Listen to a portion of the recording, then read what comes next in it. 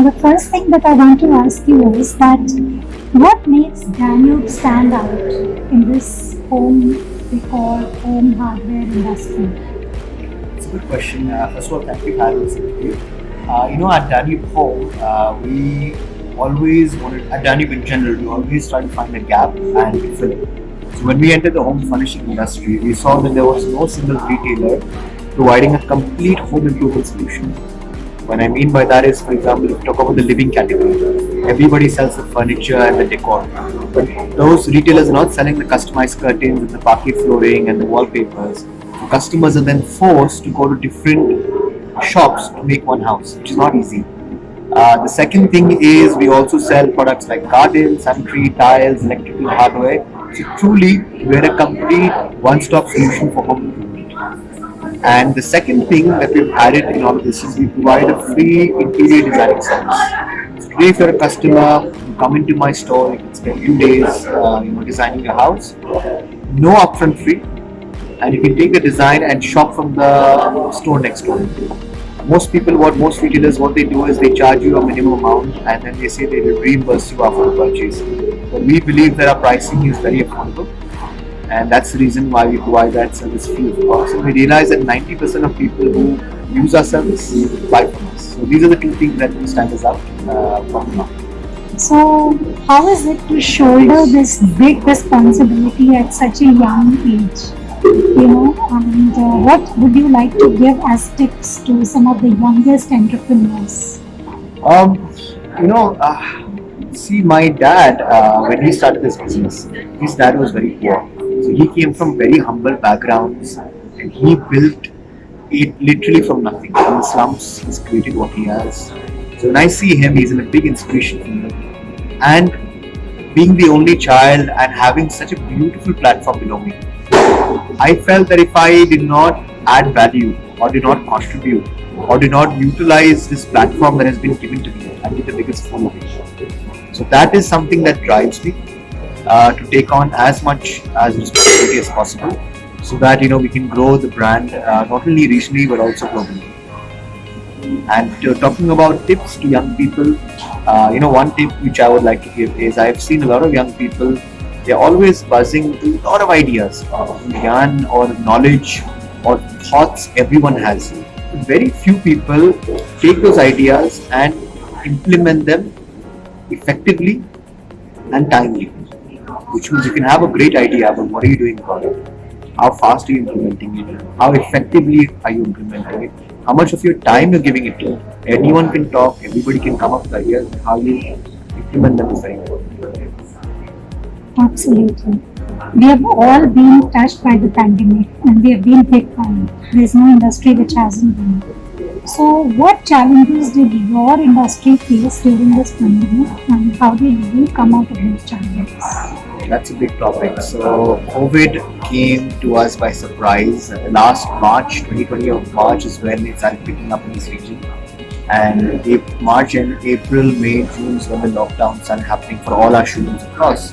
Now, there is no business school in the world that teaches you how to run a business with zero revenue. What do you do? So initially we had a huge challenge because the stores were locked down. So how we countered it was immediately we started, luckily we were already working on an e-commerce website. So we saw a 5-fold growth in e-commerce. We were geared up for that. The second thing that we did was we started having virtual tours. So customers were not coming to our store, not allowed to come to our store. Our salesperson would be there and they would be on Zoom on their iPads, giving a virtual tour of the showroom. It's made in Turkey, this is sofa bed, this is this, this is that. And at the end, they want furniture. Especially in COVID, when they're spending more time in the house, they want it. So then we launched a virtual reality of a store online. People could visualize. We did a lot of these initiatives to counter that on the sales front. But we had a second battle, which was the health front, where we had to look out for the safety of our staff, safety of our customers. So immediately we did a lot of initiatives of having health managers in our warehouses, doing the routine checkups of the staff, making sure all our delivery teams go with the proper hygiene, make sure all our stores are sanitized regularly.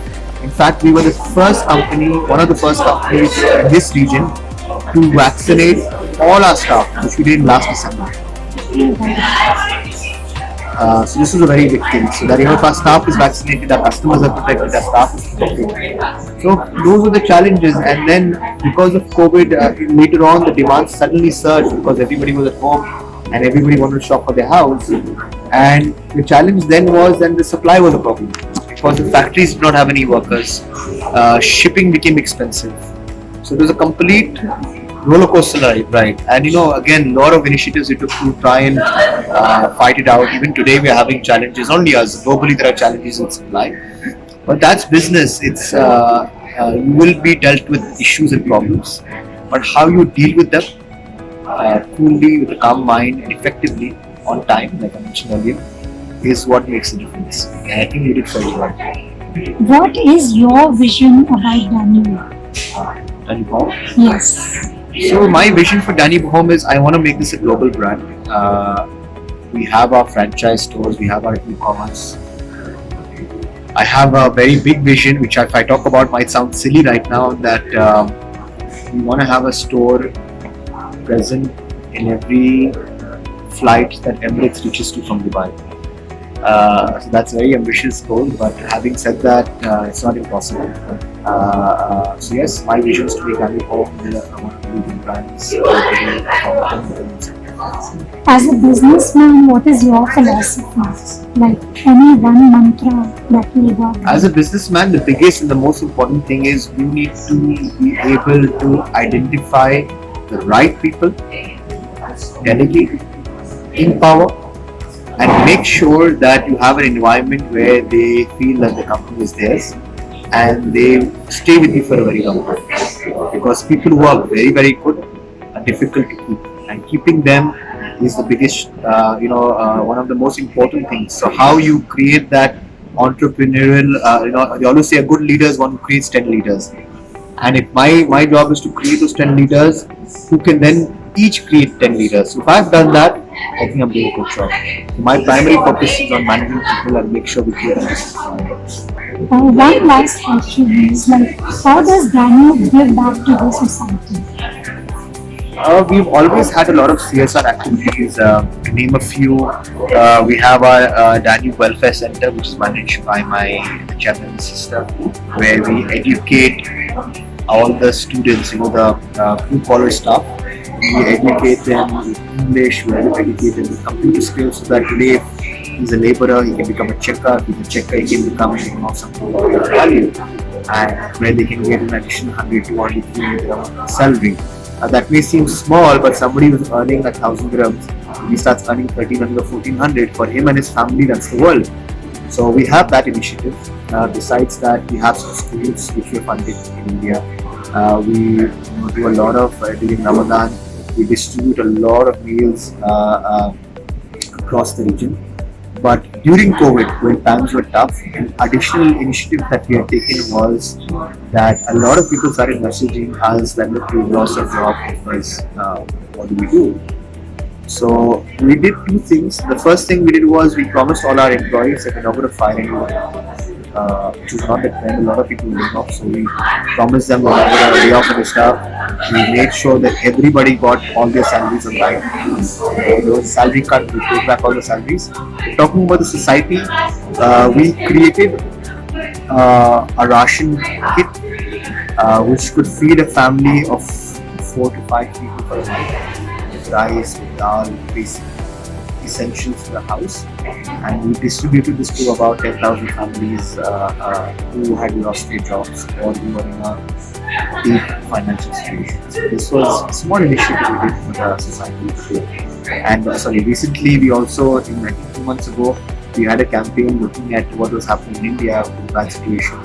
We donated about 10% of our profits in the month of May for oxygen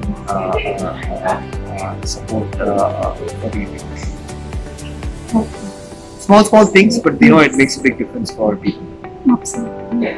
So thank you so much. It was so lovely talking to you, and I wish you all the very best. Thank you for coming.